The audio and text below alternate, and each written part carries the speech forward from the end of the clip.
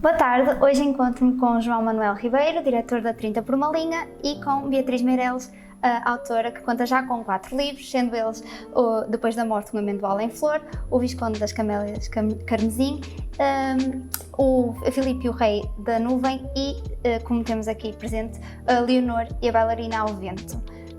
Beatriz, antes de mais agradeço a participação. Quais são as suas inspirações literárias? Antes de mais, Bruna e João, obrigada pelo convite da editora 30 por uma Linha para concretizar esta entrevista. É sem dúvida um motivo para podermos divulgar esta história, principalmente, que é a última, e todas as outras.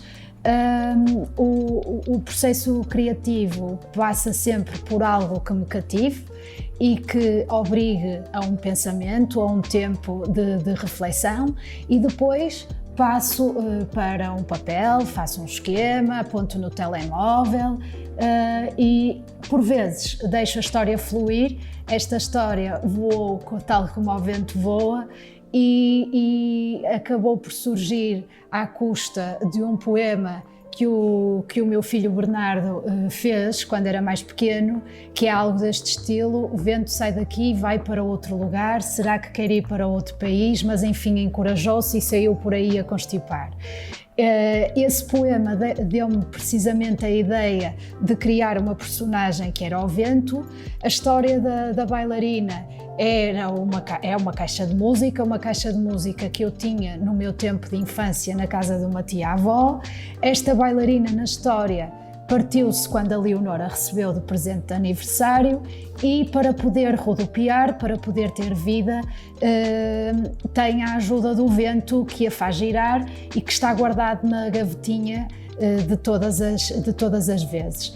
Portanto, aqui foi o facto de haver uma memória que é a caixa de joias da bailarina que eu tinha no meu tempo de infância com a tia-avó, e o vento que veio desse pequeno poema que o meu próprio filho escreveu. Portanto, há aqui qualquer elemento que seja real, digamos assim, mas depois é transformada em todo este processo criativo. Esta história acaba por conseguir fazer com que eu quisesse criar outras. Resultou numa peça de teatro e em letras de músicas que a Mariana Henriques dá a voz e o Pedro Alvadia fez a composição. O Conservatório de Dança Val de Sousa e a diretora artística Margarida Garcês trabalharam esta história, e esta história teremos o gosto de a apresentar novamente, porque a primeira apresentação oficial foi na ACLE em Paredes, mas agora teremos o gosto de estar presentes no próximo dia 20 de dezembro, às 18 horas, na Fundação Engenheiro António de Almeida. Estarei eu com o João, da editora 30 por uma Linha, e estará a diretora do Jornal das Artes Entre as Letras, a doutora Ana Salete Miranda, que desta vez vai apresentar e moderar este encontro. Será uma oportunidade para dar a conhecer finalmente este trabalho, que foi apresentado um pequeno cheirinho, digamos assim, como eu disse, na ACLE, e agora todo o trabalho será apresentado na Fundação Engenheiro António de Almeida. Em relação à história em si, que lições gostaria que os seus leitores aprendessem com ele? Eu lembro-me de algumas quando li o livro, mas que lições gostaria que transmitir aos jovens? Eu ainda não sei se tenho muitos leitores. Eu estou a fazer o meu caminho para que a minha mensagem, aquilo que me diz muito a mim, possa cativar eventualmente outros. É por isso que um editor como o João acreditou no meu trabalho. No entanto, neste caso em concreto, acabei por tentar passar a seguinte mensagem: uma bailarina danificada, uma bailarina que se parte e que deixa de dançar, com a ajuda de outros ou com a sua própria força, porque no fundo o vento aqui é uma personagem invisível, é uma personagem que de facto não existe, acaba sempre por ser a nossa própria força que nos faz ultrapassar as adversidades e que nos faz continuar a seguir com a vida, que nem sempre é muito boa connosco.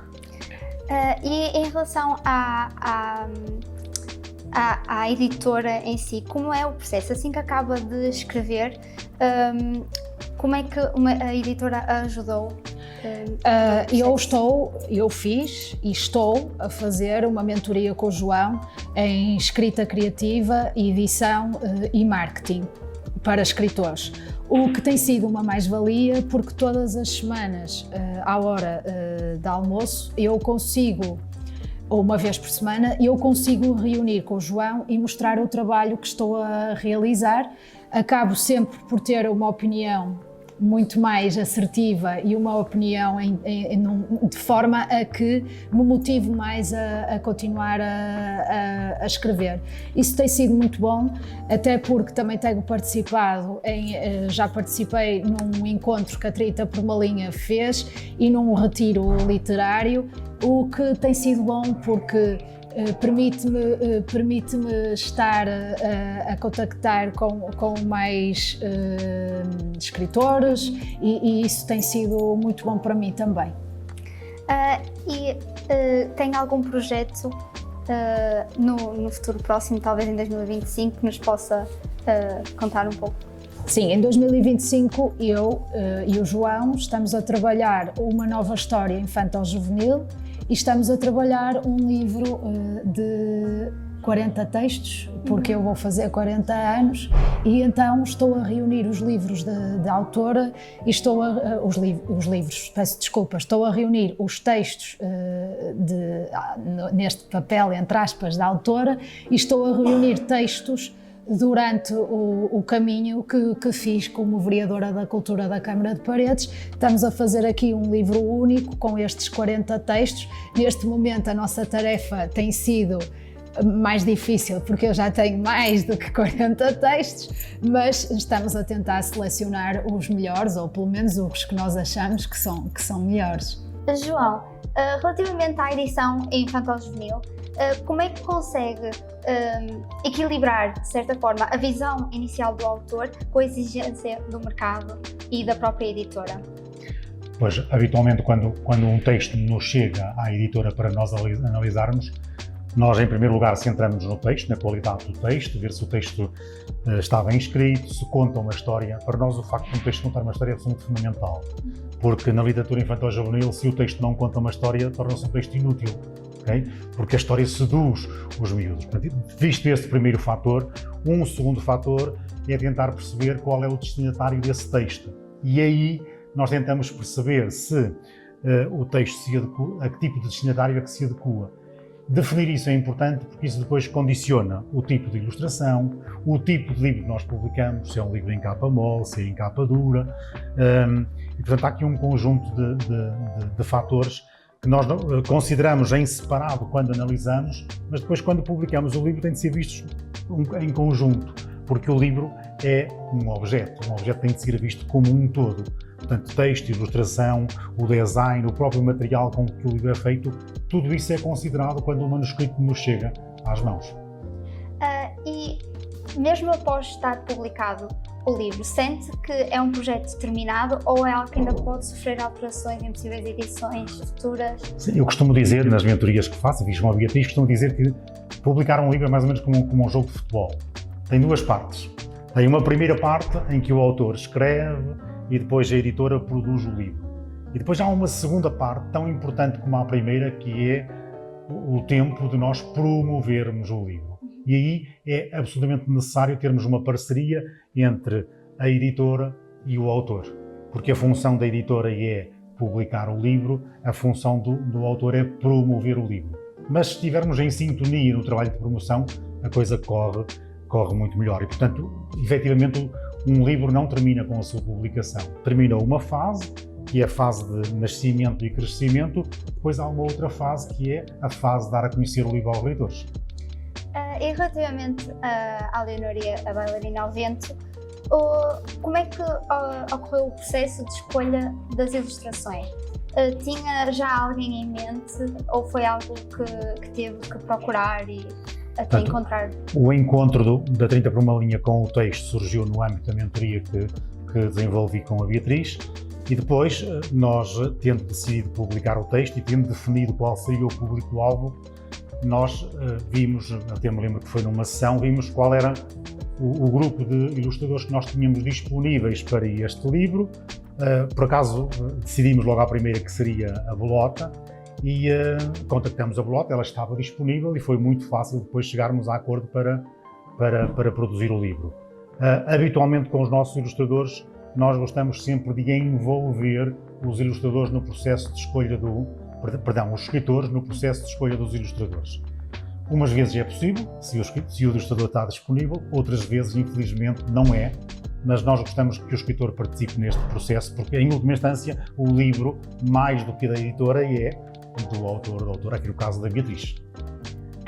E como é, como disse, o papel do autor é depois promover, mas como editora têm alguma influência nesta promoção?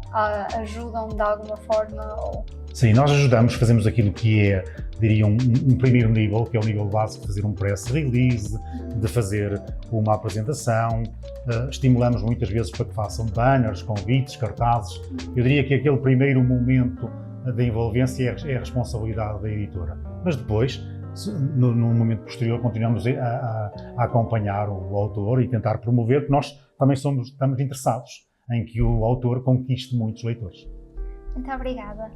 Obrigada por estarem desse lado e obrigada também aos convidados de hoje. Esta entrevista do Espaço 30 por uma linha sobre o livro Leonor e a bailarina ao vento de Beatriz Meireles.